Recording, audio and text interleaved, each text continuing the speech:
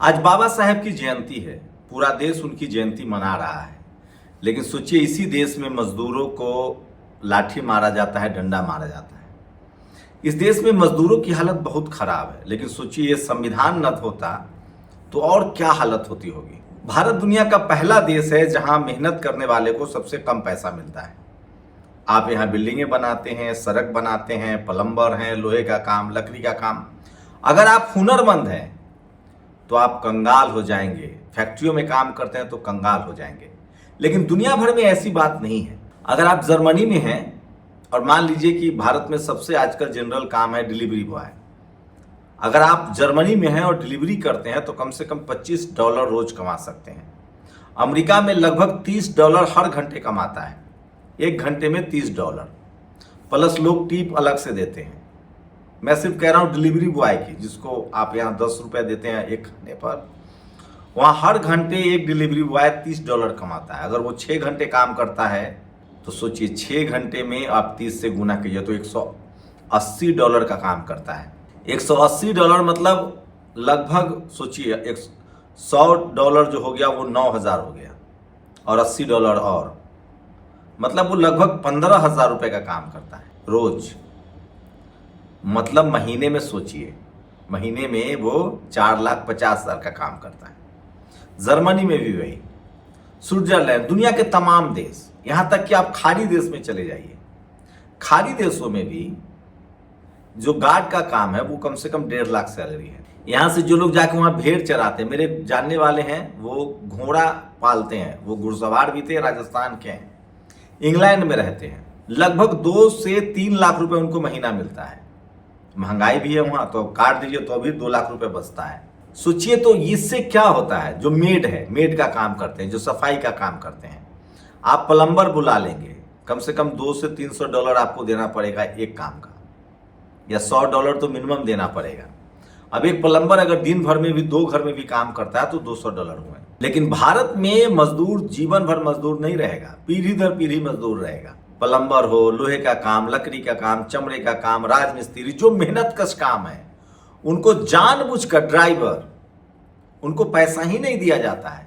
यहाँ 10% तबका, चाहे वो बिजनेसमैन का तबका हो, चाहे कॉरपोरेट का तबका हो, चाहे ब्यूरोक्रेसी का तबका हो, चाहे जुडिशियरी का तबका हो, सिर्फ 10% लोग जो है इस देश में क्रीम खा रहे हैं या क्रीमी लेयर में है। वो मीडिया में हो सकते हैं, वो जुडिशियरी में हो सकते हैं, वो ब्यूरोक्रेसी में हो सकते हैं, वो कॉलेज यूनिवर्सिटी में हो सकते हैं।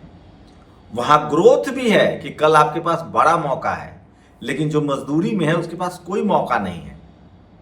और अब तो कोई संगठन भी नहीं है, काम के घंटे भी तय नहीं है, और इस सब की वजह है जाति। दरअसल इस देश में अगर हर जाति के लोग मजदूर होते, हर जाति के लोग सफाई कर्मचारी होते, तो यहां भी सोचा जाता। लेकिन यहां इसीलिए नहीं सोचा जाता है क्योंकि यहां पता है कि एक वर्ग पढ़ा लिखा है, एक वर्ग व्यापारी है, एक वर्ग जो है वो सिस्टम जमीन जायदाद मालिक है, और बाकी का जो वर्ग है, जो जिसके हिस्से में लोहे का काम, लकड़ी का काम, चमड़े का काम, खेती का काम, मजदूरी था, उनके पास कुछ नहीं है, वो लैंडलेस हैं। घर है एक छोटा सा, और वो पीढ़ी दर पीढ़ी मजदूर रहेंगे, ड्राइवर रहेंगे, सफाई वाला का बच्चा सफाई वाला, ड्राइवर का बेटा ड्राइवर। और सोचिए इतना ही नहीं, उसके आगे का रास्ता भी ब्लॉकेट कर रहा है। कहीं गलती से कोई मजदूर का बेटा स्कूल न पहुंच जाए, वहां से वो अधिकारी कर्मचारी न बन जाए, हमारी वाली श्रेणी में ना आ जाए, इसका भी इंतजाम है। सरकारी स्कूलें ध्वस्त है, कहीं वो स्वस्थ न रहे, सरकारी अस्पताल ध्वस्त है, कानून व्यवस्था उसके लिए कुछ है ही नहीं। उसके साथ कोई होनी अनहोनी हो जाए तो कोई FIR नहीं हो सकता है। लगभग यही स्थिति है। अगर FIR हो गई तो उसके कोर्ट के चक्कर काटते काटते जूते घिस जाएंगे। अगर एक बड़ा तबका है जो कुछ भी करके कोर्ट कचहरी से बच सकता है, उसके पास एक से एक वकील है, एक से एक सिस्टम में वो भागीदार है, और ये सब कुछ इस देश में 10 से 15% लोगों को हासिल है, बाकी 85% लोगों को ये हासिल नहीं है। और उस 85% में जो 99% लोग हैं, जो SC ST OBC, जिसको बाबा साहब ने संविधान में कहा है, और उसकी बात कोई नहीं करेगा क्योंकि उसके लोग न मीडिया में हैं जहां बात की जाती है। कल उन्हीं लोगों ने नोएडा में प्रदर्शन किया। 4 दिन पहले से ये मामला चल रहा था, 4-5 लोगों को उठाया भी गया था, मैंने नेशनल दस्तक पर ट्वीट भी किया था। मुझे एक कार्यकर्ता का लगातार फोन भी आ रहा था, बाद में गुस्सा भड़का, फिर बड़ा प्रदर्शन हुआ, टेलीविजन चैनलों के द्वार तक गए। लेकिन इनको नहीं पता है कि इनके लोग मीडिया में नहीं है, इनके लोग जुडिशियरी में नहीं है, ब्यूरोक्रेसी में जहां प्लानिंग बनती है वहां इनके लोग नहीं है। इनके लिए कौन प्लानिंग बनाएगा? इस देश में एक बड़े तबका को जाति की वजह से दबा के रखा जाता है कि ये उठ न जाए। यही तो जातिवाद है कि कहीं ये मजदूर कल कुर्सी पर न बैठ जाए, सीएम, पीएम, एसपी, डीएम न बन जाए। लेकिन यही बाबा साहब का संविधान है जो 75 साल में कम से कम यहां तक मामला पहुंचा है। मैं इस देश के तमाम लोगों से कहना चाहता हूं कि भारत, पाकिस्तान और बांग्लादेश में ये स्थिति है। बाकी दुनिया के देश में इतना मजदूरी और मालिक के बीच आमदनी का अंतर नहीं है। आप रिसर्च कर लीजिए, न खाड़ी देशों में है, न साउथ ईस्ट एशिया में है। यूरोप तो छोड़ ही दीजिए, लैटिन अमेरिकी देश तो छोड़ ही दीजिए। यूरोप में, लैटिन अमेरिकी देशों में, खाड़ी देशों में जमकर पैसे हैं। कोई भी काम कीजिए आप एक शानदार जीवन जी सकते हैं।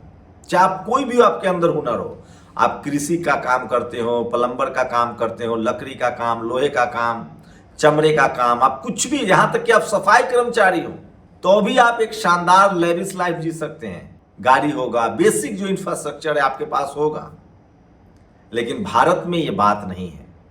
भारत में 10 से 15% लोगों के पास पूरा का पूरा संसाधन है। मीडिया उनकी, जुडिशियरी उनकी, ब्यूरोक्रेसी उनकी, कॉलेज यूनिवर्सिटी उनकी, मीडिया उनका, सारे सुख सुविधा के साधन उनके, और बाकी 85%, 90% जो लोग हैं उनको रखा गया है उनके चाकरी करने के लिए।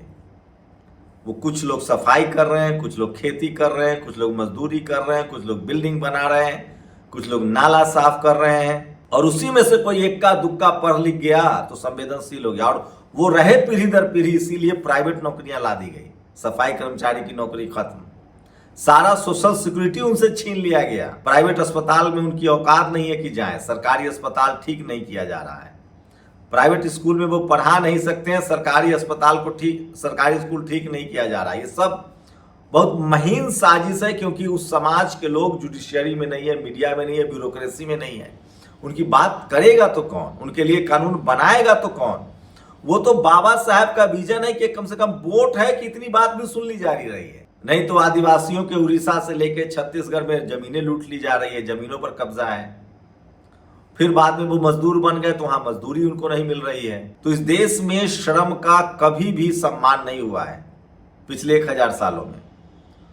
और श्रमिक जो समाज है वो उसकी वजह है जाति। जब इस देश में हर जाति के लोग अगर श्रमिक होते, हर जाति के लोग नाले में उतरते और हर जाति के लोग पुजारी होते, हर जाति के लोग SP, DM, collector, CM, PM होते, हर जाति के लोग एसपी, डीएम होते, चपरासी से लेकर चीफ जस्टिस तक होते हर जाति के लोग, तो इस देश में ट्रांसपेरेंसी आती और इस तरह के कानून ही नहीं बनते। सबके लिए सोचना पड़ता, क्योंकि हर जाति के लोग सिस्टम में हिस्सादारी भी होते और हर जाति के लोग श्रमिक भी होते, तो उनको मेहनताना भी मिलता और उनका अधिकार भी मिलता। इसलिए आज बाबा साहब हैं, जब संविधान में इतना प्रावधान किया तब ये हालत है। सोचिए, बाबा साहब का विजन न होता, ये संविधान न होता, और संविधान सभा में जयपाल मुंडा, बाबा साहब जैसे तमाम ऐसे और भी लोग न होते तो क्या होता। और आज ये स्थिति है।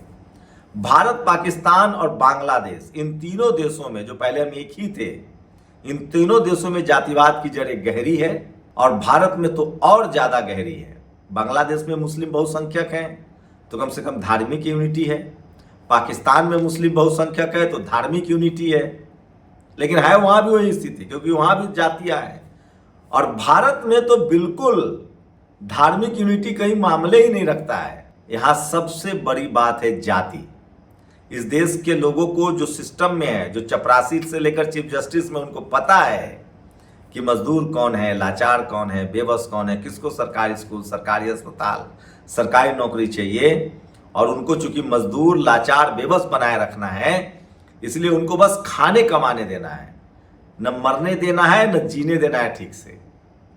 और जब तक ये बहुजन समाज के लोग, इस देश के शोषित, वंचित, श्रमिक लोग नहीं समझेंगे और उनके हितों की रक्षा, जो उस समाज से लोग निकले हैं, बहुसंख्यक, उनकी रक्षा के लिए बोलना पड़ेगा। सोचिएगा जरूर। शुक्रिया। नेशनल दस्तक की आपसे गुजारिश है कि अगर इसको बचाना चाहते हैं तो नेशनल दस्तक को सब्सक्राइब करने के लिए रेड कलर के सब्सक्राइब बटन को दबाएं, फिर बेल आइकन की घंटी दबाएं। नेशनल दस्तक को बचाने के लिए बहुत जरूरी है कि हर खबर को शेयर करें, लाइक करें, कमेंट जरूर करें।